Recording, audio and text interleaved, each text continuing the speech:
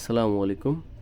আজকে সকাল ৭টার দিকে একটু জরুরি কাজে মিরপুর দিকে যাচ্ছিলাম। যাওয়ার পথে এটা হচ্ছে উত্তরা দক্ষিণ মেট্রো স্টেশনের একটু সামনে এই গাড়িটি এই অবস্থায় পড়ে থাকতে দেখি। সো গাড়িটিতে অবশিষ্ট লোহা জাতীয় ছাড়া আর কিচ্ছু নেই, জ্বলে পড়ে একদম ছারখার হয়ে গেছে।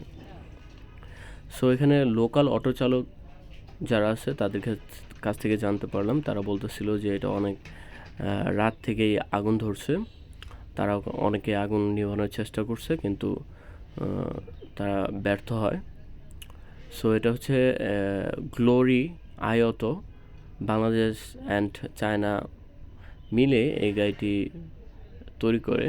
সো এটা এলপিজি করা ছিল এবং কি পুরে একদম শেষ, অবশিষ্ট কিচ্ছু নেই।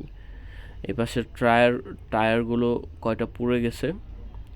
আর যেটা জানতে পারলাম এখানে লোকাল লোকদের মানে কয়েকটা ছেলেদের কাছ থেকে, যে এখানে গাড়ির জক লাগিয়ে একজন যে বাকি ভালো জায়গা ছিল সেটা খুলে নিয়ে গেছে।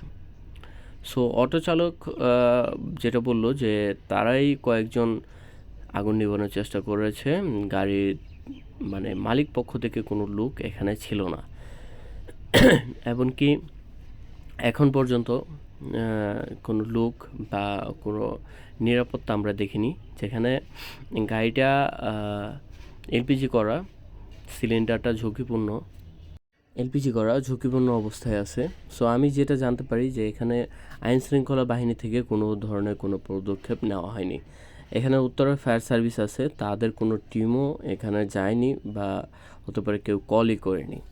সো মানে মনে একটা সন্দেহ থেকেই গেল যে এটা কি পরিকল্পনা মাফিক কোনো ষড়যন্ত্র, না দেখা যাচ্ছে কোনো অ্যাক্সিডেন্ট। সো আমাদের মনে দেখা যাচ্ছে এরকম ধরনের প্রশ্ন আসতেই পারে। কাজেই ভিডিওটি তৈরি করা হলো যে সবাই সতর্ক থাকবেন। আপনাদের মানে আপনাদের সাথে যে কোনো সময় যে কোনো ধরনের অ্যাক্সিডেন্টলি যে কোনো ধরনের ঘটনা ঘটে যেতে পারে। সবাই গাড়িতে একটি দেখা যাচ্ছে আগুন নেভানোর দেখা যাচ্ছে সিলিন্ডার রাখার চেষ্টা করবেন, যেগুলো পাওয়া যায় অ্যাভেলেবেল বর্তমানে। সো সবাই সতর্ক থাকবেন এবং কি সতর্ক রাখবেন। হ্যাঁ, কারণ দেখা যাচ্ছে ছোট্ট একটি ভুল দেখা যাচ্ছে অনেক বড় ধরনের দুর্ঘটনায় শিকার। আরেকটা বিষয় হচ্ছে, মনে প্রশ্ন আসতেই পারে, যেখানে আইনশৃঙ্খলা বাহিনী বর্তমানে আছে, উত্তরায় ফায়ার সার্ভিস আছে, এরকম একটা সিচুয়েশনে এরকম একটা গাড়ি জ্বলে পুড়ে ছারখার হয়ে যায়, কেউ কোনো ব্যবস্থা নেয় না, তো আমাদের মনে সন্দেহ থাকবেই। সো আশা করি ভিডিওটা সবাই শেয়ার করবেন সবার সাথে। সো এই গাড়িটা কেন জ্বললো, কী কারণে জ্বললো, আমরা সবাই এটার কারণ জানতে চাই।